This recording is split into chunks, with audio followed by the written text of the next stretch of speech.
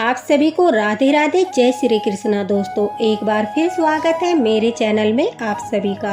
आज की है लीला कथा एक लड्डू गोपाल भक्त ने हमारे साथ शेयर की है। साथ ही साथ उनका कहना है कि जब उन्होंने लड्डू गोपाल की स्थापना की, अपने लड्डू गोपाल को जागृत किया, उनके द्वारा एक भूल हो गई। उस एक भूल के कारण उनके लड्डू गोपाल जागृत नहीं हो पाए और इस बात को लेकर वो काफ़ी परेशान हो गई। लेकिन लड्डू गोपाल ने उन पर अपनी कृपा करी और उनका मार्गदर्शन किया। साथ ही साथ दोस्तों इस लीला कथा के माध्यम से आप लोगों का भी काफ़ी अच्छा मार्गदर्शन होगा। जिनके लड्डू गोपाल जागृत नहीं है उन्हें भी काफ़ी जानकारी मिलेगी। अगर स्थापना के समय कोई भूल चूक हो गई हो तो अब आप अपने लड्डू गोपाल को जागृत कर सकते हैं। लड्डू गोपाल को जागृत करने के लिए कौन सा दिन, कौन सा समय होना चाहिए, वो सब जानकारी आपको लीला कथा के माध्यम से पता लगेगी। लेकिन उससे पहले सभी भक्तों का यह प्रश्न रहता है, काफ़ी लोगों के कमेंट भी आए कि हमारे लड्डू गोपाल जागृत है, इस बात का हमें किस प्रकार पता चलेगा। तो दोस्तों जब लड्डू गोपाल जागृत होते हैं तो तुम्हें स्वयं ही अनुभूति हो जाती है। लेकिन कुछ खास बातें हैं जिनके होने से आपको पूर्ण रूप से यह विश्वास हो जाएगा कि सचमुच आपके लाला जो है लड्डू गोपाल वो जागृत है। दोस्तों जब आप लड्डू गोपाल की सेवा में बैठते हो, सुबह स्नान कराकर उन्हें पूजा में बैठते हो, उस समय आपको ठाकुर जी की आंखों में देखना है, लड्डू गोपाल की आंखों में देखना है। जब आप उनकी आंखों में देखोगे तो आपको अनुभूति होगी जैसे लड्डू गोपाल आपके साथ वार्तालाप कर रहे हैं। मतलब आपके मन में जो भी क्वेश्चन है वो अपने मन में बोल दीजिए, बिना मुख खोले ही अपने प्रश्न को अपने दिमाग में लाइए, अपने मन में लाइए और फिर ठाकुर जी की आंखों में देखिए। आपको लगेगा जैसे ठाकुर जी ने तुरंत ही उसका उत्तर दे दिया है। स्वयं ही आपको अनुभूति होगी और आपके क्वेश्चन का जो है आंसर आपको मिल जाएगा। हम जिस भी आराध्य की देवी देवता की हम सेवा करते हैं, पूजा करते हैं, तो कहते हैं हमें उनसे दृष्टि नहीं मिलाते, उनके चरणों में ध्यान रखना चाहिए। लेकिन लड्डू गोपाल की जब हम सेवा करते हैं, अपने लाला की जब सेवा करते हैं, तो हम उनकी दृष्टि में अपनी दृष्टि को मिलाकर देख सकते हैं। क्योंकि लड्डू गोपाल जो है हमारे साथ अनुभूति कराते हैं, वार्तालाप करते हैं, वो नैनों से करते हैं। इसीलिए तो उन्हें कहते हैं बड़े ही सुंदर नैन है मेरे ठाकुर जी के, क्योंकि सारा वार्तालाप ठाकुर जी लड्डू गोपाल जो है अपनी दृष्टि के माध्यम से ही करते हैं। दोस्तों दूसरा, अगर आप लड्डू गोपाल की सेवा कर रहे हैं, उस समय से अचानक आपके द्वार पर कोई गाय माता आ जाए या फिर कोई भिक्षुक आ जाए, साधु संत के रूप में कोई कुछ मांगने आ जाए, तो समझना लड्डू गोपाल की कृपा आपके ऊपर है और वो पूर्ण रूप से आपके घर में जागृत है और आपको आपके जीवन से जुड़ा एक पुण्य प्रदान कर रहे हैं। आप उसे भिक्षा अवश्य दीजिए, गाय माता है तो रोटी अवश्य दीजिए। कभी कभी हमारे मन में आता है कि हम लड्डू गोपाल जी का ऐसा श्रृंगार करिए, उनके लिए यह चीज़ें लाए, वो चीज़ें लाए। मन में काफ़ी सारी बातें आती है और स्वयं ही उन चीज़ों की व्यवस्था हो जाती है, हमें कोई भी परेशानी नहीं होती। हम ठाकुर जी के लिए वो श्रृंगार, वो चीज़ तुरंत ले आते हैं। तो समझ लीजिए लड्डू गोपाल ने आपके मन की बात सुन ली और उन्होंने उस चीज़ की व्यवस्था कर दी। आपके घर में कुछ दुख होता है, परेशानी होती है, तो लड्डू गोपाल जी के सामने बैठकर कभी भी रोना मत और न ही उनसे अपने मुख से बोलकर कोई भी चीज़ मांगना कि हे लड्डू गोपाल मुझे धन चाहिए, हे लड्डू गोपाल मुझे स्वस्थ शरीर चाहिए, हे लड्डू गोपाल मेरे बच्चे का ये कर दीजिए, मेरे घर में ये सुविधा कर दीजिए। इस तरह से लड्डू गोपाल से नहीं मांगना चाहिए, अपने मन में रखना चाहिए। जो भी आपको भगवान से प्रार्थना करनी है वो अपने मन में रखनी चाहिए। कहते हैं जब हम उनसे बोलकर कुछ मांगते हैं तो ये हमारा स्वार्थ हो जाता है, हमारी सेवा स्वार्थ में जुड़ी रहती है कि भगवान आप हमारा यह काज पूरा कर दीजिए, हम आपकी सेवा करेंगे। और गीता में भी लिखा है कि कर्म करो, फल की इच्छा मत करो। लड्डू गोपाल जो है आपके मन की हर बात को जानते हैं, हर परिस्थिति को समझते हैं, वो आपके बगैर कहे ही आपके मन के भाव समझ जाते हैं और आपकी जो है हर इच्छा पूरी करते हैं। इसलिए लड्डू गोपाल के सामने आप जब भी जाओ तो मन में कोई इच्छा लेकर इस प्रकार से मत बोलो कि मुझे ये चाहिए वो चाहिए। बस उस बात को अपने मन में लाकर यह कह दीजिए मन ही मन मतलब यह विचार कीजिए कि ठाकुर जी की अगर कृपा हो जाती तो मेरा ये काज जो था ये सिद्ध हो जाता। तो ठाकुर जी आपके मन की बात सुन लेंगे। अगर आप बोल कर कहोगे हे ठाकुर जी, हे लड्डू गोपाल, मेरा यह काज पूरा कर दो, मुझे यह दे दो, धन दे दो, कुछ भी मांगोगे तो लगेगा हम स्वार्थ रूप से ठाकुर जी की सेवा कर रहे हैं। दोस्तों, आपने देखा होगा कभी कभी आप जब मंदिर में बैठते हो, लड्डू गोपाल की सेवा करते हो तो आपको एक सुख की अनुभूति होती है। आप लड्डू गोपाल को निहारते रहते हैं। उस समय आपको लगेगा लड्डू गोपाल मुस्कुरा रहे हैं, उनके मुख पर छोटी सी मुस्कुराहट है। जो लड्डू गोपाल भक्त होते हैं वो लड्डू गोपाल के चेहरे से उनके भाव जान जाते हैं कि आज मेरे लाला खुश है, आज मेरे लाला उदास है। अगर आपको लड्डू गोपाल प्रसन्न दिखाई देते हैं, उनके चेहरे पर मुस्कान दिखाई देती है, तो समझ लीजिए लड्डू गोपाल आपकी सेवा से बहुत प्रसन्न है। लेकिन अगर आपको उनके मुख पर उदासी नजर आती है तो आप समझिए कि आपसे कोई जाने अनजाने में भूल हो गई है। तो उनका प्रार्थना कीजिए कि मार्गदर्शन करो हमारा ठाकुर जी, हमसे क्या भूल हुई है। लड्डू गोपाल आपको जरूर ही अनुभूति कराएंगे और आपको पता चल जाएगा कि आज क्या गलती हो गई। हर लड्डू गोपाल भक्त को लड्डू गोपाल के चेहरे से पता लग जाता है कि हमारे से आज क्या भूल हुई है, लड्डू गोपाल नाराज है कि प्रसन्न है। दोस्तों, हर लड्डू गोपाल जिनके घर में भी लड्डू गोपाल है, आपने यह चमत्कार अवश्य ही देखा होगा। जो जिस लाला की सेवा करता है, जिस भी विग्रह की सेवा करता है, अगर वे जागृत होते हैं तो उनका जो मुख होता है वो या तो भक्त से थोड़ा मिलता जुलता होता है या फिर भक्त के पुत्र या पुत्री से मिलता जुलता होता है। तो आपको देखकर यह भाव आने लगता है कि सचमुच यह मेरे अपने हैं, मेरे ठाकुर जी है, मेरे लाला है, मेरे पुत्र है, या कोई ऐसा संबंध मन में आ जाता है कि जो आप उनसे जोड़ना चाहते हैं। स्वयं ही लड्डू गोपाल आपको अनुभूति करा देते हैं। तो बहुत सारी छोटी छोटी चीज़ें हैं जिन्हें अगर मैं बताने जाऊं तो वीडियो बहुत लंबा हो जाएगा। आपको स्वयं ही अनुभूति हो जाएगी, हाँ कुछ अलग सा हो रहा है, लड्डू गोपाल जागृत अवश्य है। अब जो ये भक्त है वो कहती है कि जब मैं लड्डू गोपाल को अपने घर लेकर आई, घर लाने के बाद मैंने उनकी स्थापना के लिए जो प्रक्रिया होती है वो शुरू की। सबसे पहले लड्डू गोपाल को जो है चावल में रखा, फिर मैंने फ्रूट में रखा और उसके बाद मैंने उन्हें चीनी में रखा और उसके बाद उन्हें स्नान कराकर निकाल कर उन्हें भोग आदि लगाकर पोशाक पहनाकर विराजित कर दिया। लेकिन ऐसा करने के बावजूद भी मेरे लड्डू गोपाल जागृत नहीं हुए। मुझे ऐसा लग रहा था जैसे लड्डू गोपाल में प्राण नहीं आए, क्योंकि घर में कुछ भी अच्छा नहीं हो रहा था, न ही कोई अनुभूति हो रही थी। लड्डू गोपाल की सेवा करते करते पूरा 1 महीना हो चुका था।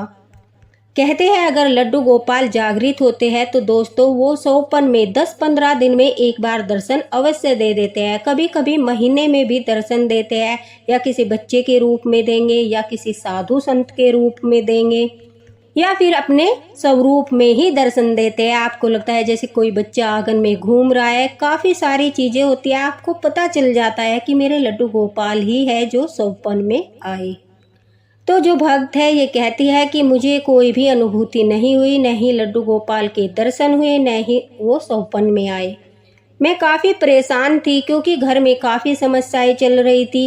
इधर मन में बिल्कुल भी शांति नहीं थी, मन अशांत रहता था। मेरे हस्बैंड का काम भी बिल्कुल अच्छा नहीं चल रहा था। ऐसा लग रहा था जैसे मैंने ठाकुर जी को घर में तो विराजित कर लिया, लेकिन अभी वो जागृत नहीं हुए। मुझे उन्हें जागृत करने में कोई भूल अवश्य हुई है। कभी भी कोई मुसीबत आती थी तो हमारी रक्षा नहीं करते थे। ऐसा लगता था जैसे ठाकुर जी जब जागृत ही नहीं है तो रक्षा किस प्रकार करेंगे। कहते हैं जब हम जीव साराध्य की पूजा करते हैं, वो जागृत होते हैं, तो वो हर पल हमारी रक्षा करते हैं, क्योंकि घर में एक शक्ति होती है जो हमें बुरी शक्तियों से बचाती है, बुरी चीज़ों से बचाती है, बुरे हालातों से बचाती है। वो होती है ठाकुर जी की शक्ति। लेकिन जब जागृत नहीं होते तो ठाकुर जी की शक्ति विग्रह में नहीं आती। हमारे साथ जो भी घटना होती है हमारी उससे रक्षा भी नहीं हो पाती। अब भक्त कहती है कि मैं काफ़ी परेशान थी कि मेरे लड्डू गोपाल जागृत क्यों नहीं हो रहे, मुझसे क्या भूल हुई है। तभी वह कहती है कि मेरी सहेली के यहाँ भी लड्डू गोपाल की स्थापना थी। सभी लोग जानते हैं कि आजकल सभी लोग अपने घरों में लड्डू गोपाल ला रहे हैं। अब वह कहती है कि मैंने स्वयं ही लड्डू गोपाल की स्थापना की थी, लेकिन जो मेरी सहेली थी उन्होंने अच्छी तरह से प्रोग्राम रखकर अपने सामर्थ्य के अनुसार लड्डू गोपाल की स्थापना कराई। काफ़ी लोगों को बुलाया, साथ ही साथ पंडित जी से वहाँ पर हवन पूजन भी कराया। अब भक्त कहती है कि मैं बड़ा उत्सुक थी कि मैं अच्छी प्रकार से यह देख पाऊंगी, कहीं मुझसे कोई भूल तो नहीं हो गई जिस वजह से मेरे लड्डू गोपाल जागृत नहीं हुए। अब वह कहती है मैं भी लड्डू गोपाल की स्थापना में गई। मैंने वहाँ पर देखा पंडित जी ने लड्डू गोपाल को जो है फूलों पर लिटाया। सबसे पहले लड्डू गोपाल को घर में प्रवेश कराते ही तुलसी जल पिलाया गया। तुलसी जल पिलाने के बाद अब ठाकुर जी की आंखों पर पट्टी बांधकर लड्डू गोपाल को जो है एक पात्र में बहुत सारे फूलों को डालकर उन फूलों पर लिटाया गया। ऊपर से लड्डू गोपाल के ऊपर बहुत सारी तुलसी की पत्तियां रखी गई। तुलसी की पत्ती रखने के बाद फिर से फूल रखे गए। अब उसके बाद उनके ऊपर चावल डाले गए और चावल डालने के बाद उनके ऊपर कुछ फल फ्रूट रखे गए। फल फ्रूट रखने के बाद उनके ऊपर थोड़ी चीनी डाली गई और चीनी डालने के बाद एक लाल कपड़े से ठाकुर जी जिस पात्र में लिटाए गए थे उस पात्र को ढक दिया गया और उनका भजन कीर्तन होने लगा। लगभग 2-3 घंटों तक ठाकुर जी का भजन कीर्तन चला। अब भक्त कहती है कि 2-3 घंटे तक ठाकुर जी का भजन कीर्तन चलने के बाद पंडित जी ने हवन किया। उसके बाद उन्होंने ठाकुर जी को आराम से वह कपड़ा हटाकर निकालने की प्रक्रिया शुरू की। ओम नमो भगवते वासुदेवाय नमः का जप करते हुए मेरी सहेली ने जिन्होंने मुझे बुलाया था उन्होंने और पंडित जी ने ठाकुर जी के ऊपर से फ्रूट फूल तुलसी पत्तियां हटाना शुरू किया और फिर उसमें से छोटे से नन्हे से लड्डू गोपाल को निकालकर उन्हें बैठा दिया। उनकी आंखों से पट्टी नहीं हटाई, पट्टी लगे लगे ही उन्हें स्नान कराया गया। पंचामृत से लड्डू गोपाल को स्नान कराया गया, जिसमें तुलसी का पत्ता, जल और शहद, दही, दूध और काफी फूल पड़े हुए थे। उस चरणामृत को एक पात्र में इकट्ठा कर लिया गया। उसके बाद ठाकुर जी की जो आंखों की पट्टी थी वो खोलने से पहले उनके सामने एक छोटा सा दर्पण किया गया और सभी को अपनी आंखें बंद करने के लिए कहा गया। कहते हैं जब ठाकुर जी के अंदर प्राण आते हैं, वो जागृत होते हैं, तो हमारे अंदर इतनी सामर्थ्य नहीं होती कि हम उनके दर्शन कर पाए। इसलिए ठाकुर जी को स्वयं ही उनका मुख दिखाया जाता है, क्योंकि जो शक्ति है वो स्वयं ठाकुर जी ही उसे झेल सकते हैं, उसे सहन कर सकते हैं। इसलिए ठाकुर जी को दर्पण इसलिए दिखाया जाता है, दर्पण में स्वयं ठाकुर जी ही नजर आएंगे, तो इससे कोई भी परेशानी नहीं होगी। और बहुत सारे लोग उपस्थित होते हैं। अब हमें नहीं पता कि किसका मन किस प्रकार का है, तो ठाकुर जी जो है वो स्वयं तो बहुत पवित्र है, कोमल है, इसलिए ठाकुर जी को दर्पण दिखाते हैं, जिस कारण से उन्हें सबसे पहले जो दृष्टि जिसके सामने ठाकुर जी आते हैं, स्वयं ही सामने आते हैं, तो वो तुरंत जागृत हो जाते हैं। कभी कभी देखा होगा आपने, शीशा जो है वो चटक जाता है, तो मान लीजिए कि ठाकुर जी की शक्ति इतनी शक्तिशाली थी कि शीशा भी जो है वो चटक गया। अब उसके बाद ठाकुर जी का बहुत प्यारा श्रृंगार कराया जाता है। श्रृंगार कराने के बाद ठाकुर जी इतने सुंदर, इतने प्यारे दिखाई दे रहे थे, ऐसा लग रहा था जैसे अभी बोल उठेंगे, अभी कुछ कह देंगे। ठाकुर जी मुस्कुरा रहे थे, पगड़ी लगाकर सेठों की तरह बैठे थे। उन्हें देखते ही अनुभूति हो रही थी कि हाँ, लड्डू गोपाल में प्राण आ गए, वो जागृत हो गए। एक अलग ही अनुभूति थी, एक अलग ही शक्ति उनमें नजर आ रही थी। अब वह भक्त कहती है कि मैंने देखा, मैंने तो बहुत बड़ी भूल कर दी। जब लड्डू गोपाल मेरे घर आए तो मैंने उन्हें पैकिंग से निकाला, सीधे निकालते ही मैंने उनकी स्थापना की प्रक्रिया शुरू कर दी। यह भी नहीं सोचा कि जैसे हमारे घर कोई आता है तो हम सबसे पहले उसे पानी पिलाते हैं, उसके आदर सम्मान में पानी लेकर जाते हैं। इसलिए कहते हैं जब ठाकुर जी आपके घर में आए, कुछ लोग स्वागत करते हैं, कुछ लोग नहीं करते, वो ऐसे ही मतलब कि पैकिंग खोल देते हैं, लेकिन कुछ लोग उनकी दिया बाती करते हैं। तो पहले निकालते ही सबसे पहले उन्हें तुलसी जल पिलाना चाहिए। जैसे आपके घर कोई आता है, तो घर वाले क्या कहते हैं, जाओ पानी लेकर आओ। और वो तो सृष्टि के रचयिता पालनहार हमारे ठाकुर जी विराजे हैं, क्या तुम उन्हें जल नहीं पिलाओगे? तो सबसे पहले आते ही उनके आदर में उन्हें तुलसी जल देना चाहिए। तुलसी अब ठाकुर जी को थोड़ी देर विश्राम करने दीजिए, उसके बाद ही आप ठाकुर जी को जागृत करने के लिए, उनकी स्थापना करने के लिए सारी तैयारियां करनी चाहिए। अब भक्त कहती है कि दूसरी गलती मुझसे यह हुई कि मेरे घर में तुलसी के पत्ते नहीं थे, तो मैंने ठाकुर जी की स्थापना में यह सबसे बड़ी भूल कर दी कि उन्हें तुलसी पत्ते तो मैंने रखे ही नहीं। जो सबसे जरूरी होता है दोस्तों, तुलसी के पत्ते। जब आप फूलों पर ठाकुर जी को लिटाते हैं तो उसके बाद उनके ऊपर तुलसी की पत्तियां रखी जाते हैं और फिर उसके बाद दोबारा से फूल रखे जाते हैं। सबसे पहले फूलों में क्यों लिटाया जाता है? क्योंकि हमारे ठाकुर जी का शरीर जो है ना, इतना कोमल है, इतना कोमल है, मखमल से भी ज्यादा कोमल है, उन्हें पीड़ा न हो इसलिए सबसे पहले पात्र में फूल रखे जाते हैं जो बहुत कोमल होते हैं। उसके बाद ठाकुर जी को लिटाते हैं, फिर पत्तियां रखी जाती है तुलसी की, उसके बाद उनके ऊपर फिर से फूल रखे जाते हैं ताकि जब हम चावल डालें तो ठाकुर जी को वो चुभे नहीं, पीड़ा न हो। क्योंकि अब हम जागृत करने जा रहे हैं और जागृत होने के बाद ठाकुर जी सब कुछ महसूस करते हैं। और चावल डालने के बाद हम उनके ऊपर जो फ्रूट रखते हैं, फ्रूट के बाद थोड़ी चीनी रखते हैं, उसके बाद हम फिर से थोड़े फूल रख देते हैं और फिर कपड़े से ढक देते हैं। भक्त कहती है, न तो मैंने तुलसी की पत्तियां रखी और सबसे पहले मैंने चावल डाले, चावल में ठाकुर जी को लिटा दिया, उसके बाद मैंने चीनी डाल दी, फिर ठाकुर जी के ऊपर फ्रूट रख दिए, फिर फूल रख दिए।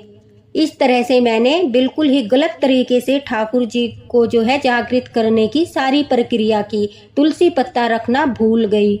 और ऊपर से जब ठाकुर जी को मैंने सभी चीजों से बाहर निकाला, उन्हें दर्पण भी नहीं दिखाया और न ही उन्हें लिटाते वक्त उनकी आंखों पर पट्टी बांधी, तो पूरी प्रक्रिया ही गलत थी। तो इस वजह से लड्डू गोपाल में प्राण आए ही नहीं, वो जागृत हुए ही नहीं।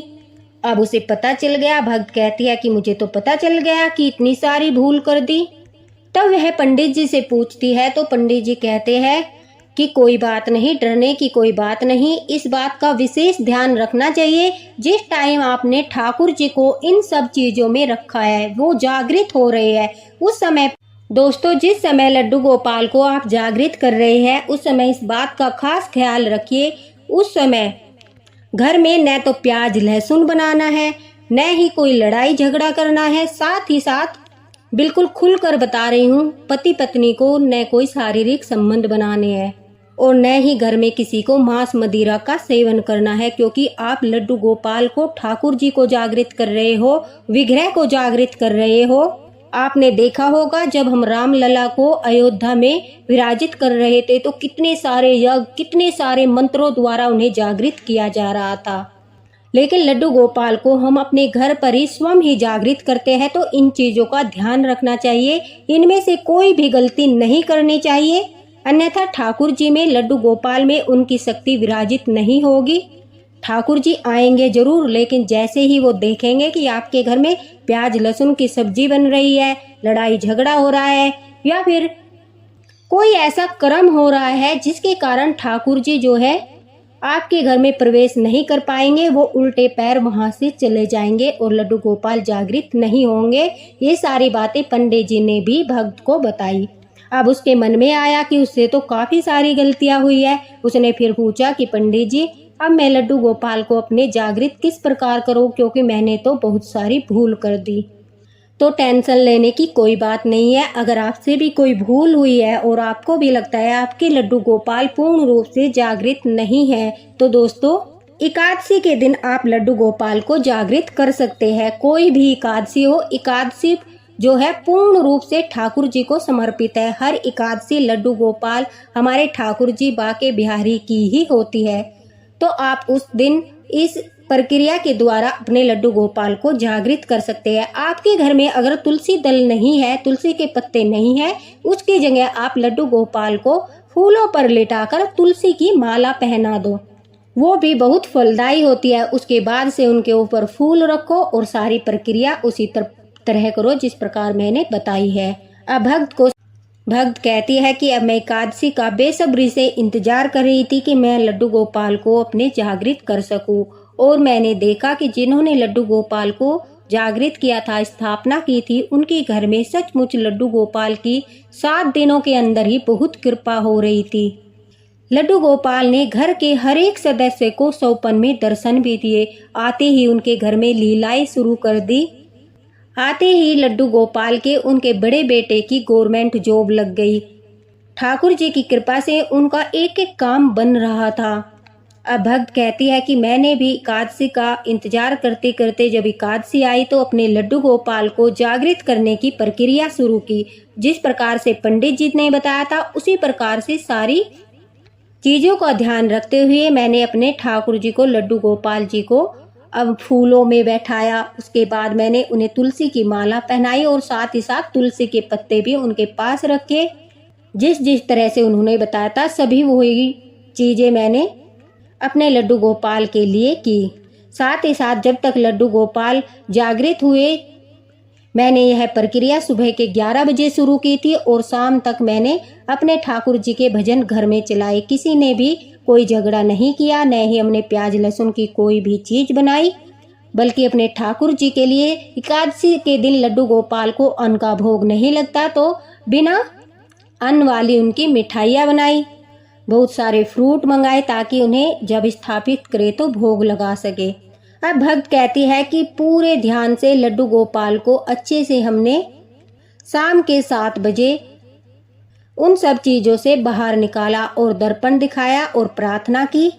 ओम नमो भगवते वासुदेवाय का हम जप करते रहे जब ठाकुर जी को निकाल रहे थे और उनसे प्रार्थना कर रहे थे कि हे ठाकुर जी पधारो, हमारे घर पधारो, अपने विग्रह में पधारो, हम पर कृपा करो, हम दीन की कुटिया में पधारो। उनसे प्रार्थना करते करते ओम नमो भगवते वासुदेवाय मंत्र बोलते जा रहे थे। बाकी घर के सदस्य राधे राधे राधे राधे पुकार रहे थे। फिर हमने बड़े ही प्रेम से लड्डू गोपाल को चरणामृत से स्नान कराकर शाम के 7 बजे स्थापित किया। दोस्तों, भक्त कहती है कि आप यकीन नहीं मानोगे, ठाकुर जी ने उसी रात सौपन में दर्शन दिए और मुझे इतनी खुशी हुई कि मेरे लड्डू गोपाल सचमुच जागृत हो गए। वो खुशी मैं शब्दों में बयान नहीं कर सकती। अब लड्डू गोपाल को जागृत हुए 15 दिन ही हुए थे। भक्त कहती है कि एक चमत्कार हमारे घर में भी हुआ।